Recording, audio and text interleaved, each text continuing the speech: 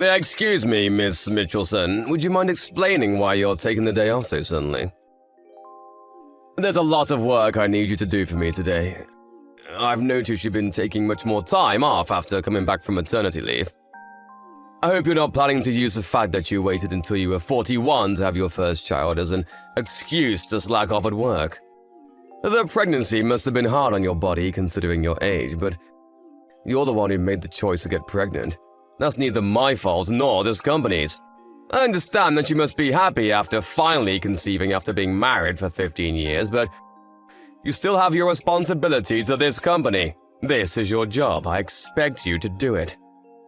Good morning, Mr. Sanders. I'm terribly sorry for calling in with such late notice. If you've got time to apologize, then you've got time to work.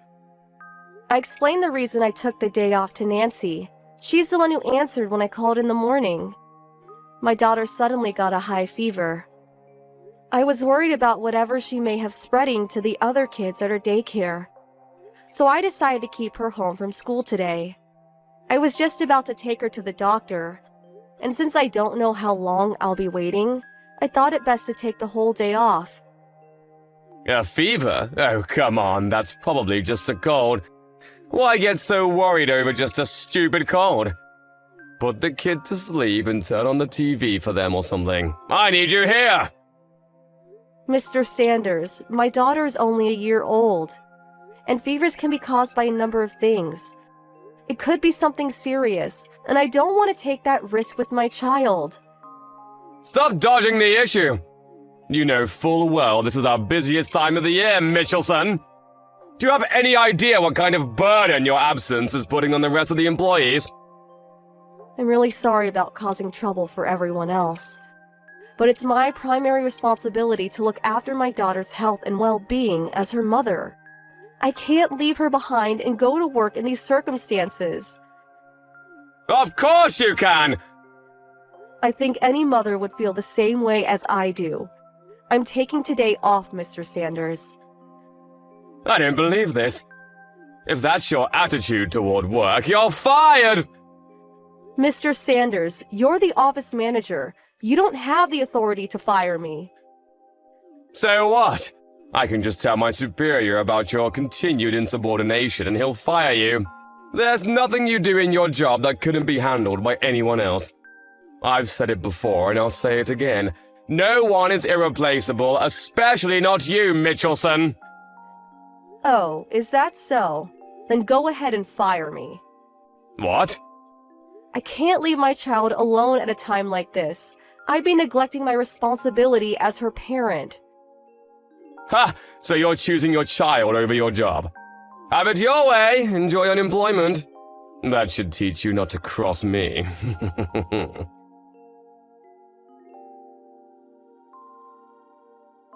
Hi, Megan. How's your daughter doing? Much better, thank you. The doctor prescribed us some medicine. She's sleeping soundly right now. That's great to hear. Thanks for asking. By the way, Mr. Sanders came into the office earlier and said that you were fired? I thought you were just taking the day off to care for your daughter. Did something else happen? I was so shocked to hear that. I'm sorry to have worried you, Nancy. He said that he'd fire me if I put my daughter first, so I told him to go ahead and fire me. Wow. What is he thinking? We're totally lost around here without you. He told me that I'll be in charge of all your old duties now? Oh, about that. I thought that something like this may happen, so I put together a manual some time ago to keep things moving smoothly while I'm gone. You did? Oh, that's amazing. Thank you so much. However, that was something I started doing under the previous manager. You remember Mr. Rogers? He retired about a year ago. When Mr. Sanders came in as a replacement, he told me that it was a waste of time and to stop working on it. That's ridiculous! A waste of time? What is wrong with him? Oh, don't worry. There was a pre-existing manual, titled Manual 5. So I kept working on my manual in secret and attached it to the end of the old one. It's in my personal folder in the shared cloud storage, so go ahead and copy it into yours. If possible, do it at a time when Sanders isn't around. It might get messy if he found out about it. Gotcha. Let me look for it. Oh, found it! Excellent! There are some technical things that are difficult even with the manual, so it might take some time to get used to everything. Hey, it's better than nothing. Thanks so much, Megan. Let me know if I can help you out in any way. Seriously, though, how can they fire you? Mr. Sanders must be out of his mind. I'm gonna go and give him a piece of my mind after lunch. Nancy, it's okay. Calm down. I don't want you to go getting yourself in any trouble.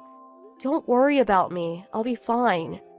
For now, I think it's best if you keep your head down. But Megan... It's okay, Nancy.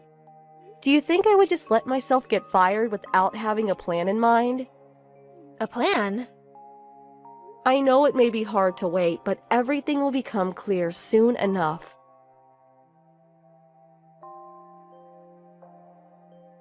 Hello, Miss Mitchelson? Would you mind coming back to work right now? It's a mess over here.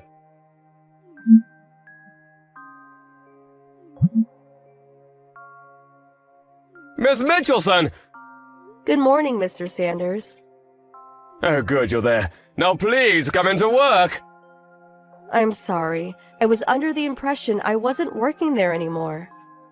Nothing official has happened yet. You're still an employee on the books. I'm afraid I'm not. I've already tendered my resignation to the main office. What's the main office? Aren't I your immediate superior? Why would you go over my head like that? Because upper management lost their confidence in you. That's impossible! Didn't you hear that our office is merging with the branch in the neighboring city? You knew about that? You're being demoted, aren't you, Mr. Sanders? How did you know about that? I made a report to upper management about the way you treated me when I took the day off to take care of my daughter. They called me in to personally apologize, and they told me everything. They apologize for what? I didn't do anything wrong! In the middle of the corporate push to support employees with young children, you tried to force me to come into work rather than take care of my sick daughter. And when I refused to come in, you told me to, quote, put the kid to sleep and turn on the TV for them or something. That's quite an irresponsible thing to say, don't you think? And to top it all off, you told me I was fired when you had no authority to do so. But why would they shut down the whole office? If you don't understand why, that just goes to show your incompetence as a manager. What do you mean? Not to blow my own horn, but I was carrying quite a lot of weight on my back at that office. When I became pregnant and was about to give birth, I talked to the previous manager, Mr. Rogers, and decided to start making a manual for my job. Unfortunately, Mr. Rogers retired due to an illness. And when you took his place, you told me that the manual was, quote, a waste of time, and told me to stop working on it. Even though I was just a few days away from completing it, I finished it in secret anyway. You kept working on that stupid thing? Even with the manual, though, my job is highly technical and difficult for an inexperienced person to pick up in a short amount of time. In short, you fired someone who was doing a job that no one else at the office was capable of doing. I did. And as a result, the company was unable to find someone who they could train to do that job. The office's performance declined precipitously to the point that even ordinary work could no longer be done. So, upper management swiftly took action and decided to merge our office with the one in the neighboring city, where they do have an employee capable of and experienced in doing my job. Why don't you just come back to work then? That'd solve everything. I'm afraid I can't do that. Why not? While the circumstances are unfortunate, I have been planning to retire for some time now. You were? My husband is set to receive a substantial promotion at the company he works for. And as a result, we're moving to a location that's too far away for me to continue working there. I was just about to speak to you about this when you made the decision to fire me. Oh no. So, it looks as though the merger is inevitable at this point. I can't believe it. Why is this happening to me? Wait, the manual. You finished it, right? Where is it? Wouldn't you like to know? If I can get my hands on it, we might be able to avoid the merger. I'm sorry, but I've already handed it over to upper management. No! When I told them I gave it to Nancy, they said they would greatly appreciate me giving it to them to use at the new location. They were quite happy to receive it. No way! What about me? What am I going to do now? That's something you'll have to think about on your own.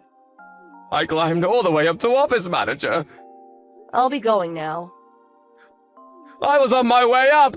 I was going places! Do take care of yourself, Mr. Sanders. Farewell. I was the office manager!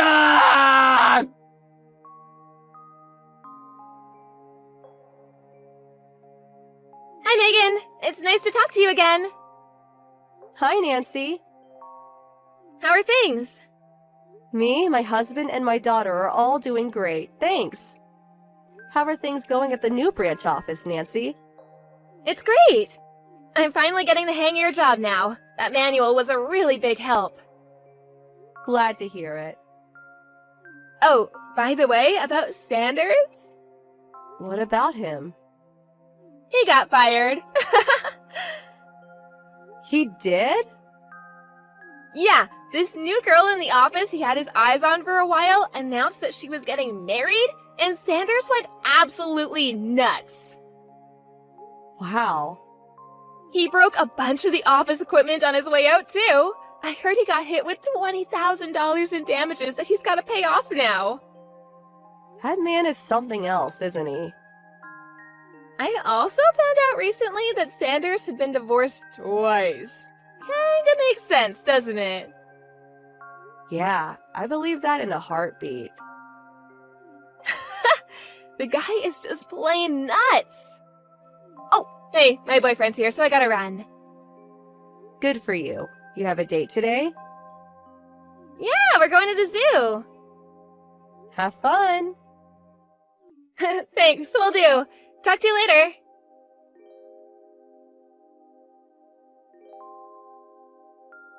I was wondering how a guy like him managed to become regional manager. But it turns out he had been taking credit for his subordinates' work. This all came to light during the merger. So Sanders was already hanging on to his job by a thread. Then when he had his outburst in the office, it was all that upper management could take and they got rid of him. He was put on leave without pay the next day, and the next time he was seen in the office, he was packing up his things. No one said anything to him, no goodbyes or misuse. Such a sad way to go. He's now living on his own in a tiny apartment near the old office. But he seems to be unable to find a job paying as much as he was making before getting fired, so he's currently working multiple jobs and gradually chipping away at the $20,000 he owes the company.